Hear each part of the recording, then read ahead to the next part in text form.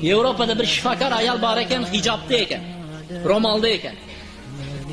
Shunda Yevropaning boshqa xodimlari aytibdi hali ayolga: "Siz professorsiz, buyuk insonsiz. Nimaga endi siz debdi, o qaloqlik ibtidoiy zamondagi kiyimlarni kiyib olgansiz" debdi. Hozir zamon taraqqiyotlashib, kundan kunga ko'ynaklar kaltayib, ochilib, hamma yo'q ochiladigan bir zamonlar kelganda sizni turishingizni qarang. O burungi eramizdan avvalgi bir zamonlarni, ibtidoiy zamonni eslatyapti deganda shifokor ayol nima degan ekan? Ha.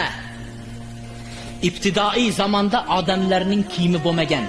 Taraqqiyotlashgan sayi ular kiyimlar kiyisha boshladi.